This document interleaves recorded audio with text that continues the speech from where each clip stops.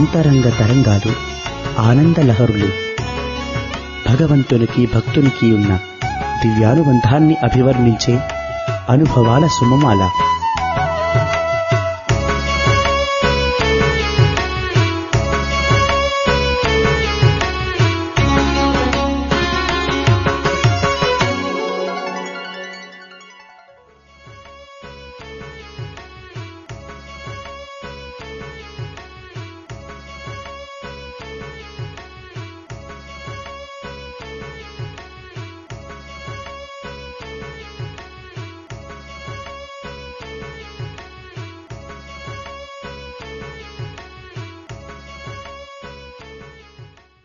మాకు వేరే రెస్ట్రిక్షన్ లేదు. అంటే యాజ్ ఏ డాక్టర్ నాకు మాత్రం 2 పూట్ల వెళ్తూ ఉంటాం, చేస్తూ ఉంటాం, స్వామికి ఏమైనా రిపోర్ట్ చేస్తూ ఉంటాం.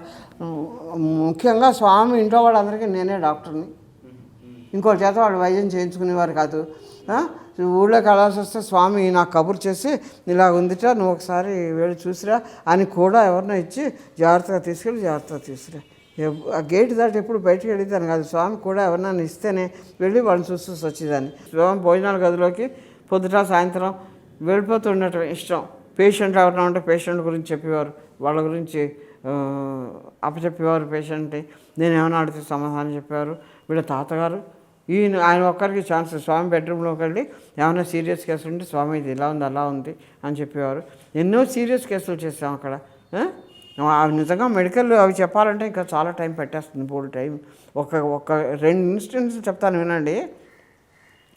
నాతో భద్రంగారు అని చెప్పాను కదా, ఆ భద్రంగారు ఆయన 63లో రాజమండ్రిలో మన విష్ణు మహాసభ స్టార్ట్ చేసినప్పుడు అక్కడ ఇసుక నీళ్ళలోంచి ఓ లింగం తీసిచ్చారు ఆయనకి.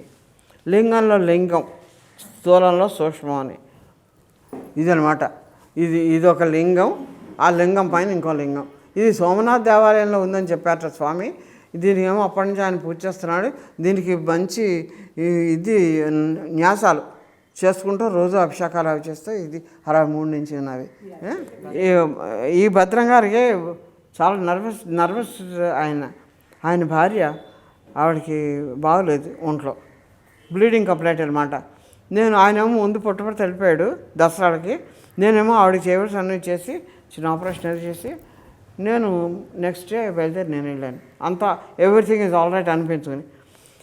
దసరాలు ఉపన్యాసాలు అవుతున్న అష్టమి నాడు అనుకుంటాను, సప్తమి నాడు అష్టమి నాడు. ఆయన భద్రాన్ని పిలిచి, భద్రం రాత్రి మీ ఇంటికి వెళ్ళి వచ్చానన్నారు స్వామి.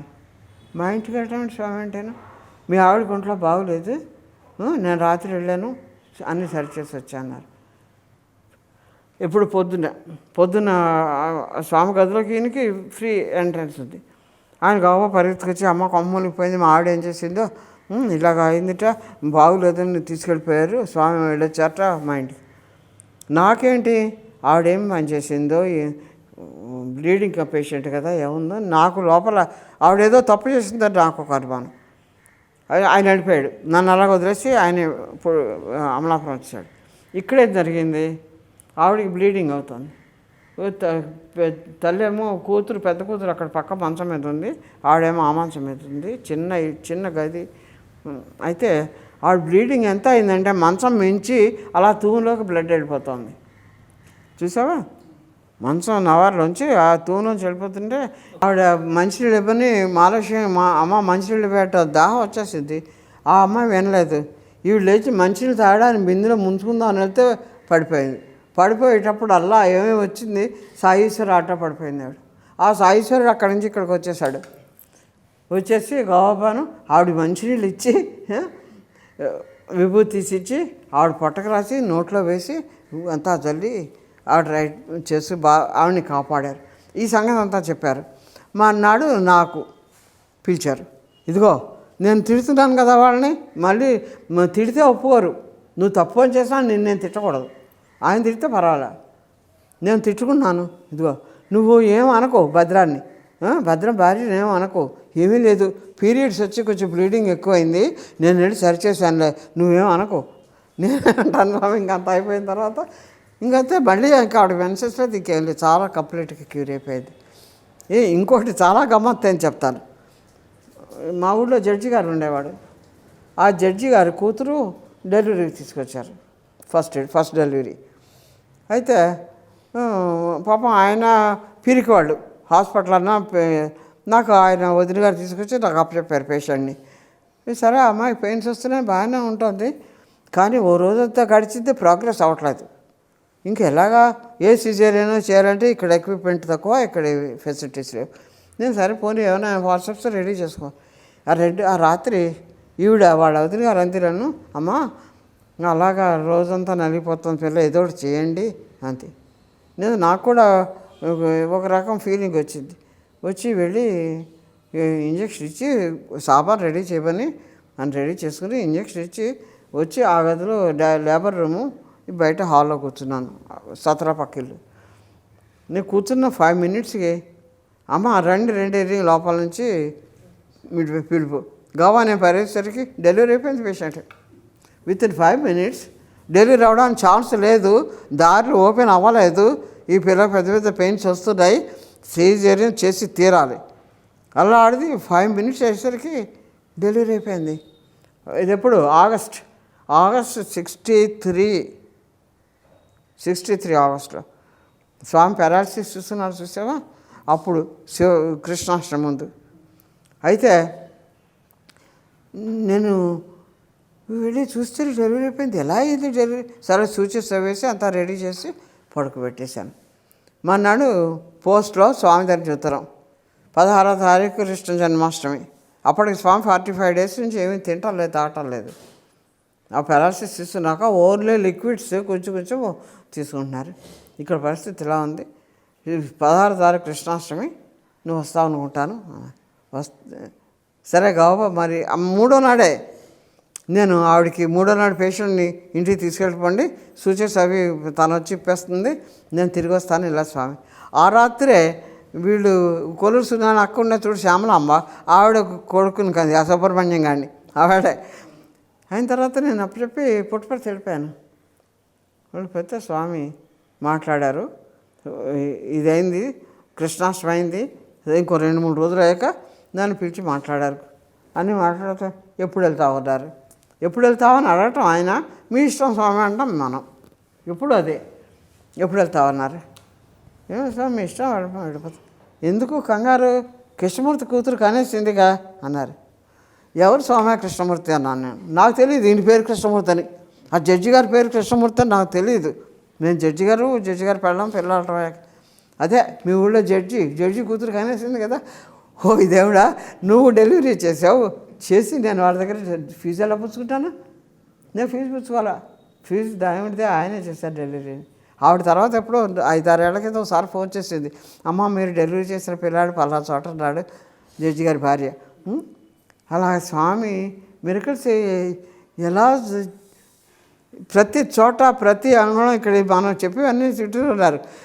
కొడుతున్నా ఒక డచ్చాలు అంటారు కూడా ఇప్పుడు మాట్లాడితే, అలాంటి అంత భయంగా స్వామితోటి మనసులో కూడా మనం అనుకుంది వీళ్ళ అంటే అనేస్తారంతే వెంటనే, నువ్వు ఆడితే ఇలా అన్నావు కదా, విడితే అలా అన్నావు కదా. చాలా danger, at the same time saviour. ఇలాంటివి చాలా జరిగాయి పుట్టపర్తిలో హాస్పిటల్లో జరిగాయి. వీళ్ళ తాతగారికి ఎన్ని ఎక్స్పీరియన్స్లు అయ్యాయో చాలాను. ఆయన అక్కడ ఫస్ట్ డాక్టర్, డెలివరీలు అవి చేసేవారు, చాలా చేసేవారు ఆయన. తర్వాత ఏదైనా సరే స్వామి వీళ్ళ తాతగారు చెప్పారు, ఇది ఆడవాళ్ళ కేసులు అన్నీ సరస్వతి చూసుకుంటుంది, మీరు చూసుకోకండి, మీరు మగాళ్ళని చూసుకోండి. అలా ఒక ఆవిడ తిరుపతి వాళ్ళది కోంట్లో సత్యనారాయణ గారని, ఆవిడకి పక్కన వీళ్ళు మధురా చెట్టి వాళ్ళ అరుగు మీద ఉండేవారు. అప్పుడు మాకు పెద్ద గదులు ఉండేవి కాదు, చిన్న గదులు, వాళ్ళ అరుగు మీద ఉండేవారు.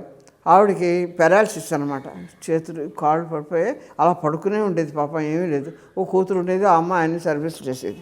స్వామి ఆవిడకి నడ్డి మీద ఇంత కంతిగా ఉంది, నాకు కబురు చేసి, చూడు నువ్వు వాళ్ళ అరుగు మీద ఉంటుంది పేషెంట్, నువ్వు వెళ్ళి చూసిరా అన్నారు. లక్ష్మి అమ్మాయి పేరు.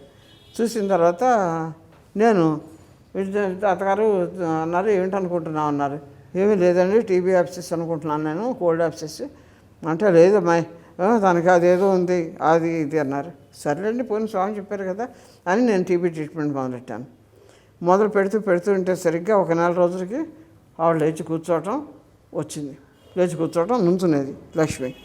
స్వామి రోజుని ఇంటర్వ్యూ తీసుకురమ్మన్నారు ఆవిడ్ని. ఇలా కుర్చీలో కూర్చోపెట్టి పాప నడవలేదు కదా, కాడు పడిపోయి నలుగురు సాయం పట్టి తీసుకెళ్తే స్వామి ఇంటర్వ్యూ రూమ్ ఎదురుగుండా ఈవిడ కూర్చునేది. వాడి పక్కనే మా రూమ్ అప్పుడు. అయితే నాకు చెప్పేది, అమ్మ స్వామి రమ్మన్నారు వెళ్తున్నాను, వెళ్ళా లక్ష్మి. నలుగురు అలా సాయం పట్టుకెళ్తారు. 4 రోజులు తీసుకెళ్ళారు. స్వామి చూసేవారు, పలకరించేవారు కాదు, ప్రసాదం ఇచ్చేవారు కాదు, ఏమీ లేదు. అలాగా కొన్ని రోజులు పోయిన తర్వాత కుర్చీ వదిలేసి 2 మనుషులు, మూడో చేతిలోనూ ఇంకొక అలా ఇద్దరు కాళ్ళు అలా తేల్చి అలా కొన్నాళ్ళు అయింది. దృష్టే ట్రీట్మెంట్ అయిన తర్వాత ఇంకో 4 రోజులు పోయి వచ్చేటప్పుడు నన్ను చూసి ఏడ్చేసేది. నాకు సిగ్గేసిపోతుంది, వీళ్ళు ఇలా చేతులు పుచ్చుకుని అక్కడ తీసుకెళ్ళటం, స్వామి మాట్లాడటం లేదని ఏడ్చేసేది. పర్వాలేదు, మరి ఏమిటో మరి స్వామి సంకల్పం మనకు తెలియదు కదా. నేను ఇంకా మూడోసారి 4వసారి, స్వామి నీకు సిగ్గేయటం లేదు, మగాళ్ళు నేను చేయిపోతుని నడిపిస్తుంటే నీకు సిగ్గేయటం లేదు అన్నారు. తన్ని ఏం చేస్తుంది, ఏడ్చేసి అలా నుంచుండిపోయింది. నడు అంతే. వాళ్ళు వదిలేసారి వెళ్ళాడు, చెల్లింది, నడిచి వచ్చింది. ఎంత సంతోషం. నాకు తిరుపతి రావాలి, వచ్చినప్పుడు రమ్మట ఇంటికి కూడా వెళ్ళాను నేను. ఒట్టి దృష్టితోటి స్వామి నా సెప్టమెంట్స్ను అది ఎంత దేవుడి కొరకు. ఇలాంటి కేసులు ఎన్నో అక్కడ. నేను 3 నెలలు ఉండి దాన్ని పుట్టపెడతారంటే చక్కటి కేసులు చేయించేవారు స్వామి. మంచి మిరకల్స్ చూపించేవారు, అంత ప్రేమ ఇచ్చేవారు, అంత కరుణ ఇచ్చేవారు. ఇంకోటి చాలా ఇంట్రెస్టెడ్ చెప్పనా, 63లో స్వామి తాతగారు పోయారు చూసారు, నాన్నగారు పోయింది 63 అని గుర్తు నాకు. అప్పుడు క్యాంటీన్లో రామూర్తి అని ఉండేవాడు, మీకు తెలుసా? క్యాంటీన్ మేనేజ్ చేసేవాడు రామూర్తి గారని, పరివేల వాళ్ళది, త్వరగా రామూర్తి తెలుసు కదా, మీకు తెలుసులే, మీకు తెలియదు.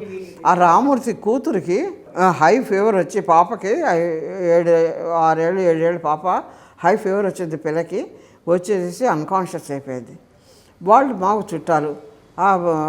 అతను నాన్న నా దగ్గర వచ్చి, ఏంటమ్మా అది చిన్ని లేవటం లేదు, అది అన్కాన్షియస్గా ఉంది, నేను చూస్తున్నాను 4 రోజులు రికవర్ అవ్వటం లేదు, స్వామి దగ్గరికి వెళ్తున్నాను చెప్తున్నాను, నువ్వు స్వామి చెప్తున్నావు అంటాడు. నేను చెప్తున్నానయ్యా అంటే ఆయనే ఓ రోజు ఇంకా పట్టలేక స్వామి పైన ఉంటే కింద నడుస్తూ ఏడ్చేశాడు. స్వామి మనవరాల్లో ఏం పర్లేదు విభూతి ఇచ్చారు, నాకు కవర్ చేశారు. ఈ రాత్రి అంతా నువ్వు అమ్మాయి దగ్గరే కూర్చో అన్నారు. నన్ను ఈ అమ్మాయి దగ్గర ఉండు నువ్వు రాత్రి అంతాను అన్నాను. అలాగే స్వామి నన్ను దాని దగ్గరే కూర్చున్నాను, కోల్డ్ స్పాంజెస్ అవి ఇస్తా, ఏవో నాకు కావాల్సిన వైద్యం చేసుకుంటున్నాను. తెల్లారాక ఆ పిల్లకి చెప్పినట్టుగా చూసింది, అమ్మ పర్వాలేదు రికవర్ అయింది, పెట్టింది. సరే భోజనం టిఫిన్ టైంకి వెళ్ళాను. స్వామి పిల్ల కొంచెం కాన్షియస్నెస్గా ఉంది, బాగుంది స్వామి అన్నాను. పర్వాలేదు అయితే అన్నారు. అలాగే ఈ భద్రంగారు వీళ్ళ ఆవిడ విషయంలో కూడాను, ఈ అమ్మేమో ఈ అమ్మ నమ్ముకుంది, ఈ అమ్మేమో స్వామిని నమ్ముకుంది. తను ఇక్కడ ఉన్నప్పుడు మరి తన పేషెంట్, నేను అక్కడ ఉన్నప్పుడు నా పేషెంట్లు ఆయన చూసేవారు. నేను తిరిగి వస్తే పేషెంట్లు అనేవారు, అమ్మగారు మీరు లేకపోతే మా ప్రాణం బాగుందని, ఈ గోడాల వాళ్ళు మీరు లేకపోతేనే మాకు బాగుందని. అంటే బాబాగారు చూస్తున్నారండి మమ్మల్ని, మీరు లేకపోతే బాబాగారే మమ్మల్ని బాగా చూస్తారు, మీరు లేకపోతే మాకు బాగుంది.